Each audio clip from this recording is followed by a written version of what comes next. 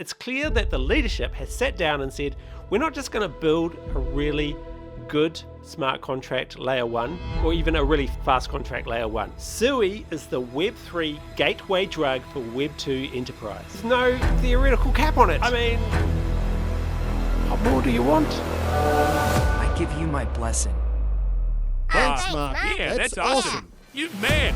They are not just shooting for the moon, they are shooting for the galaxy, the Milky Way. They're going to be like a Web3 black hole that just sucks everything into it. And I like to toggle it on and see the tokens go zip. And they've just thought through everything. It's almost as if big tech, Web2, launched a Web3 project. Flips the Cantillon Effect on its head. You heard that conspiracy here first. You just have to trust. You'd think it was a meme coin. Is it a secret controlling stake? So where is it? And who gets it? That is their vision. They want to be the universal coordination layer of Web3.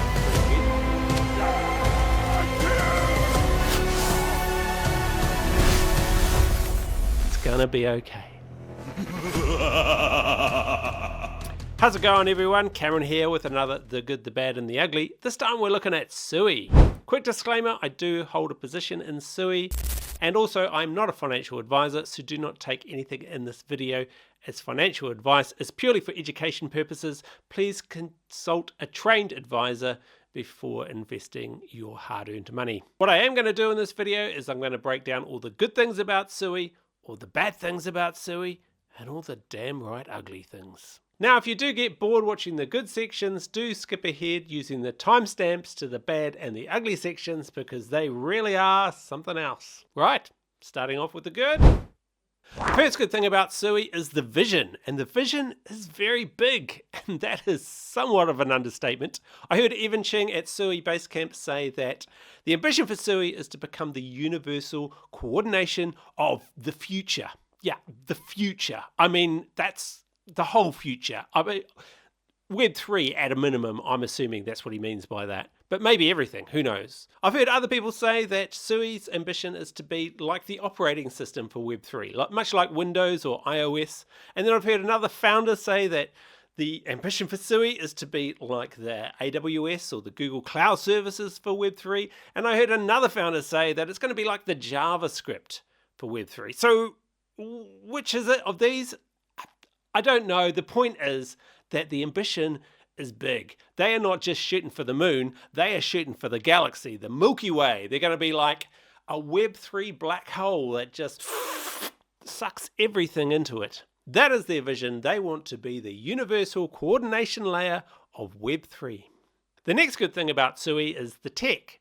Let me say that again so you can enjoy my New Zealand accent. The tech. The big innovation that Sui offers on the tech side of things is the object-based system. Traditional layer ones use more of an accounting ledger style system where each transaction has to be funneled in and processed one after the other.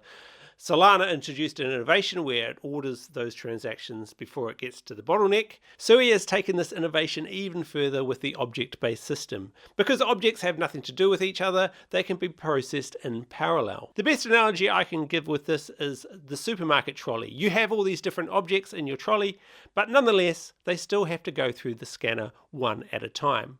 The Sui-based approach is like scanning all of the objects in your trolley in parallel, like they could just go through the scanner in one big beep and it's done. According to this recent report put together by Grayscale comparing Sui to other smart contract platforms, Sui not only has the highest transactions per second of 120,000, but it also has the lowest cost per transaction and the lowest transaction finality. I think this whole comparison on TPS at the moment is a bit of a moot point. In my opinion, it's not even the right question. Who cares what TPS you're doing today? Today is nothing. We're going to have mass adoption in the future. We're going to have AI agents running businesses, ordering our groceries, cutting our hair, making love to our significant other. And those are just the activities we know about. Who knows what else they're going to get up to? The amount of transactions on Web3 is just going to grow exponentially. So it doesn't really matter what you can do now. What the important question is how can your tech scale with that exponential growth? How easy can you add TPS to your existing TPS base? And this is where Sui claims that it actually has no limit. In an interview with Abiel Dune, one of the Mistin Labs co-founders, Mistin Labs is just the lab that basically manages Sui, he says, Sui doesn't have a maximum throughput. In a minimal configuration, a mainnet can do over 2,900 transactions per second. If you had 8 times the hardware, you get 8 times the throughput, no increase in latency. So the claim here is that there's no cap on the TPS limit. Provided you can continue to add hardware, your TPS will just scale with those additions. And that brings me to the next good thing about the Sui ecosystem, Move.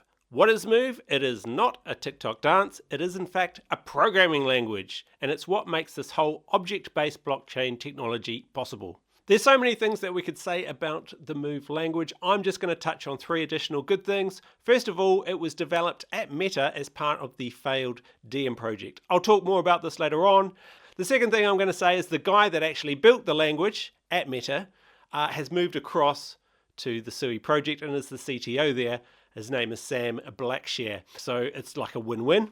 And the third thing I'm just going to touch on is that apparently it has a lot of security features built into the language, like native to the actual code. And that is a big point of difference from other programming languages like Solidify, which is what ETH is built on, where the developers actually have to bring in the security features or make sure they're programmed in. This will be a particular selling point to enterprise and corporate customers building out on Sui. The next good thing about Sui is the team. Now, if you're not familiar with the backstory, the 5 founders of Sui all worked together at Meta on the Diem project. After the project failed, those 5 founders left Meta, apparently with the blessing of Mark.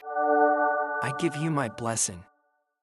Thanks, Mark. Yeah, that's awesome. You man. And set up Sui. And this is a particularly good thing because it means that the team has already been battle tested. They've already delivered a very high profile project. And let's remember the reason why Diem failed is not because the team weren't any good, it's not because the product wasn't any good, it failed purely for political reasons. And the fact that it had to be shut down is probably a nod to just how good the product and the team actually are. Now, not all of the leadership within the Diem project went to Sui. A couple of the guys went off and set up a project called Aptos, which is another crypto project. I can't tell you much about that or how good it is, but it is my observation, judging purely from the amount of innovation that is coming out of the Sui ecosystem at the moment, that a lot of the innovative thought leadership was contained within the Sui team. The quality just doesn't stop with the founders. According to this article by Grayscale, Mistin Labs has just over 100 employees that collectively hold 75 PhDs. Man, that is a lot of geek in a small amount of space. Competition over the whiteboard must be insane. And that brings me to the next good thing about Sui, and that Meta has effectively kickstarted the Sui project. Now, if you talk to any of the founders, they'll tell you that it's a completely different product, which it is, and that they started from first principles, which they did, but they definitely took the Move, or a lot of the R&D into the Move programming language, and more than that. Facebook spent $2 billion on that project, and it took place over 3 or 4 years. All of that knowledge would have been collectively gathered by the Sui team and taken with them. And it's very obvious that when Sui builds out a product, they're thinking about how do we reach not millions, but billions of users, which is very much a Facebook ethos. And I'm sure a lot of those learnings would have come from their time at Facebook. Let's remember too that Diem was a very influential project. It worked with a lot of big name, high profile companies. I have very little doubt that the Sui team have maintained a lot of those relationships and are leveraging them as we speak. The next good thing about Sui is their adoption strategies. You can have the best tech in the world, but if you don't get adoption, all of that tech counts for nothing. Sui has a number of strategies for mass adoption. From what I can tell, they fall into roughly 3 areas. They're going after the gaming market with Sui Play, they're going after the developer market with the developer stack, and they're going after the enterprise customers by offering a best-in-class secure blockchain, which is also fast and scalable. Let's start off with the gaming strategy. It's too early to really tell if Sui Play is going to be a commercial success or not. It really depends on what games come out on it. But the idea that you can get adoption through gamers is a good idea, I think. There is some fatigue within the Web 2 developer community when it comes to Web 3. Some of them got burnt building out Web3 products last time, and then there was a crash and it all came to nothing. And that is something I've heard directly from a creative director within a Web2 gaming house, a major Web2 gaming house. So there's a bit of groundwork or legwork to be done there. But I think once there's one big commercial Web3 success, all the Web2 gaming houses will come on board. So really it's just a matter of getting that first big hit success. And as I understand it, Sui has some big relationships with Web2 gaming houses and products are in the pipeline. In terms of their strategy to win over developers, they have made it very clear that they're not going after Web3 developers, which they do have less of when compared to Ethereum or Solana, although they are growing that number. They're really targeting Web2 developers, which is a much bigger pool of developers.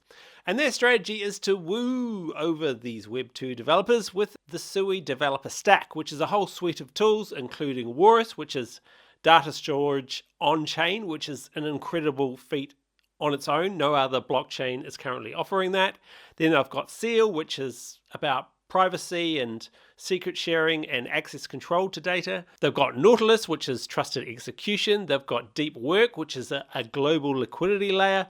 And all of this is offered within a single programming language. In terms of their strategy to win over enterprise customers, they're well aware that security is a massive issue for these clients, and so they're doubling down their efforts in that area. They even have plans to be quantum secure within a couple of years, which will be quite impressive. Partnerships with enterprise appear to be imminent. They've recently announced a partnership with Google. They're going to be the launch partner in Google's agentic payments protocol. So basically allowing AI agents to make payments to each other. The last good thing I'm going to say about Sui is that for me, it's not any of these individual things that make it impressive. It's the package. They really are the total package. It's clear that the leadership has sat down and said, we're not just going to build a really good smart contract layer 1 or even a really fast contract layer 1. We're going to build that, but we're also going to put in place all the other things that need to go in to the ecosystem to support that layer 1 so that enterprise developers can get on board with what we're doing. It's very clear to me they really have thought of everything. Can enterprise build on them easily? Yes, they've thought about that. Do people like me own their own data and allow others access to it according to what I want? Yes, they've thought about that. Can developers from Web 2 switch over to Web 3 and build out easily? Yes, they've thought about that. Is there a toolkit ready to go for them to plug into? Yes, they've thought about that. Is the layer secure enough for people to build out on? Yes, they've thought about that. Is the language the most up-to-date language there could possibly be for Web 3? Yes, they've thought about that. Can you store data on-chain? Yes, they've thought about that. Can AI models access that data that is stored on-chain quite easily? Yes, they've thought about that. Can AI agents make payments to each other? Yes, they've thought about that. I mean, they've just thought through everything. It's almost as if big tech, Web 2, launched a Web 3 project, but without the constraints of being tied to big tech, which is exactly what it is. And that's probably why they've thought of everything. And on top of all of that, they are by far the lowest transaction fees, the lowest latency, the highest TPS, with no theoretical cap on it. I mean, what more do you want? And now we come to the bad. Okay, unless you've been living under a rock lately, you'll know that Sui tokenomics are, trying to think of a word for it, awful. The Sui tokenomics can be found on their website. There's a max supply of 10 billion tokens. These 10 billion tokens are currently being minted as we speak on quite an aggressive time frame. Current inflation stands at around 17 to 18%, which is quite a lot. Who's getting all of these newly minted coins? Well, they lay it out down here, but it's even easier to see on this chart here, which has the percentage allocations laid out alongside each benefactor. Series A, Series B, and early contributors, these are effectively the team, the venture capitalists, and the insider. They are getting a whopping 20% between them, which is, well, quite a lot. Pretty much the rest of the tokens that you see on that chart either go to Miston Labs or some kind of community reserve or staking reserve managed by the Sui Foundation. Who is the Sui Foundation accountable to? Well, it's accountable to the Sui community. And who are the Sui community? It's the people that hold the Sui tokens, the people that got the big allocations, the insider, the team, the people that manage the reserves at Sui Foundation, and Miston Labs. Basically, the whole ecosystem is accountable to itself. You just have to trust, really, if you're going to hold Sui, that Miston Labs and the Sui Foundation act benevolently and spend those tokens wisely. And they are pretty much in control of the whole supply. And if you read the fine print underneath this chart, it basically says all these allocations are hypothetical anyway, and they could change without notice, and that the Sui Foundation has no obligation to revise, adjust, or otherwise publicize any such changes. Like I said, the tokenomics for Sui are not great. And we haven't even got to the best part. What do you notice about this chart? Well, it only goes up to 5 billion tokens. So at April 2030, the supply is only 5 billion tokens. But if you look up here, the total supply is 10 billion tokens. So that means that half of the supply, actually more than half of the supply, is not even shown on this chart. So where is it? And who gets it? Do you get it? Do I get it? I have a feeling that neither one of us are going to see those tokens. And whilst they don't show it on this chart, this third-party token info provider lets you toggle it on and off. And I like to toggle it on and see the tokens go zip. It's this big fat green bar here, and it makes up 52.2% of the circulating supply, which I would add is enough for a controlling stake. Is it a secret controlling stake to buy the blessing of someone who wants to remain anonymous? I give you my blessing, but I own you. You heard that conspiracy here first. Whoever gets them, these tokenomics are so bad, if you didn't know this was a major layer 1 blockchain, you'd think it was a meme coin. Sui, meme coins are blushing right now. The next bad thing, and this is something often brought up by crypto banter, is that Sui doesn't yet have a killer app. I'm less worried about this. I feel like the Sui team are doing the reps, and as long as they keep on doing the reps and the right kind of reps, eventually that breakthrough success will come. And now we come to the ugly. When evaluating an ecosystem or any crypto ecosystem, I think it's really useful to take a step back and ask, who gets the free money? Who gets the newly printed money that is admitted by the blockchain? Because the answer to that question tells you a lot about what kind of ecosystem it is. The Cantillon Effect, named after the 18th century economist Richard Cantillon, states that the individuals and institutions that receive the new money first, those closest to the source of the money printing, are the ones that benefit most, and the ones that receive it last are the ones that pay for it. So for example, with the fiat currency system, the government prints the money, they give it to the banks, to the financial institutions, and they distribute it out through the economy. In this system, it is the wage earner and the consumer that receive the free money last. So they get no benefit from that printed money. In fact, quite the opposite. They end up paying for the free money because they have to pay the higher prices through inflation. With Sui, we see a similar playbook as with fiat.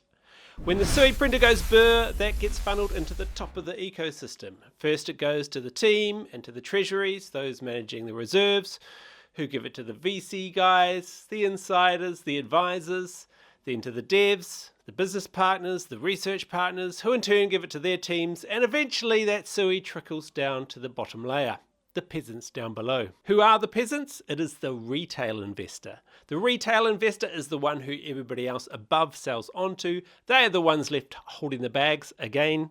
They are the ones that ultimately pay for the printing through the debasement of the Sui currency, because they are the only ones that do not get any benefit from the printing, unlike the people above, to offset that debasement. And that is my ugly. Sui is a tall ecosystem, and that the few benefit at the expense of the many.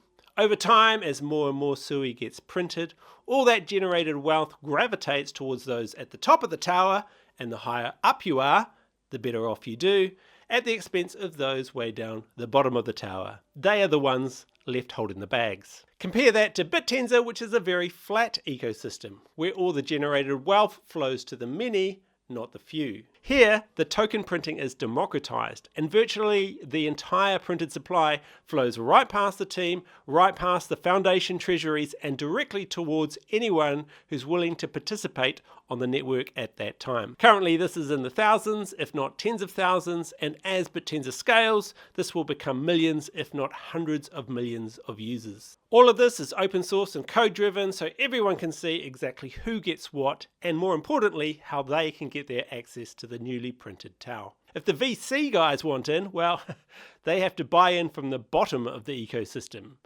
Bittenza Flips the Cantillon Effect on its head. Returning to Sui, look, I'm not against those that have taken on risk and adventure to be adequately compensated for taking on that risk. But isn't it interesting that virtually the entire Sui supply is channeled to or through a very small and select number of people before going on to anywhere else? It just doesn't feel like the risk reward is being fairly balanced across all those participating on the ecosystem. Sui founders quite often talk about how decentralized and permissionless Sui is, and perhaps it is at the blockchain level, but when it comes to the financial flow of wealth, it is a very permissioned and centralized ecosystem. It's also telling that the Sui team have elected to use gas fees, those are the fees generated by people using the system, to pay the stakers, those are the ones securing the system.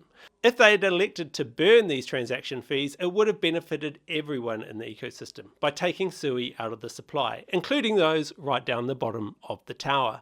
Instead, by giving them to the stakers, it means that they don't need to use newly printed Sui for that purpose, which means that that newly printed Sui can be funneled into the top of the tower. Despite all of this, I am glass half full on Sui. If you follow my channel, you'll know that I am big on Bittenza, but I'm not all tribal about it. At some level, we are all on the same team. Sui has a big role to play in Web3 adoption. With its best-in-class tech, its whole package offering, with its Web2 big tech backstory, it is perfectly positioned to win over Web2 enterprise. To hold them by the hand, look them in the eye, and say, come on, it's gonna be okay. Sui is the Web3 gateway drug for Web2 enterprise. So let's be ready and waiting with the harder stuff. And look, I've got nothing against the Sui leadership team. They actually seem like quite good guys that I could go have a drink with. And whilst I don't think that much of their tokenomics, when compared to Web 2 world, what they're doing is no better or worse than what we see there. And who knows, with much of the supply still to come, they might surprise us all and find a way of distributing the wealth to the many rather than the few. I guess we'll wait and see. The most likely scenario is that they will use the vast supply of tokens at their disposal to effectively buy the adoption of Web 2 enterprise. This is a very likely outcome, and there is an opportunity for the savvy investor to make a risk-adjusted return selling into that wave of adoption despite deflationary headwinds. I've found this whole investigation into the Sui tokenomics quite fascinating, and it's really sparked my curiosity in terms of how good are all of the top tokens. How fair launch are they? How good are their tokenomics in terms of distributing wealth evenly across the ecosystem? If you want to see that video, then do subscribe to my channel, and I will do that at some point. Okay, that brings us to the end of the good, the bad, and the ugly of the Sui token. If you've enjoyed this video, please do subscribe. As a small YouTube content creator, it really does help me out. Okay, till next time. See ya.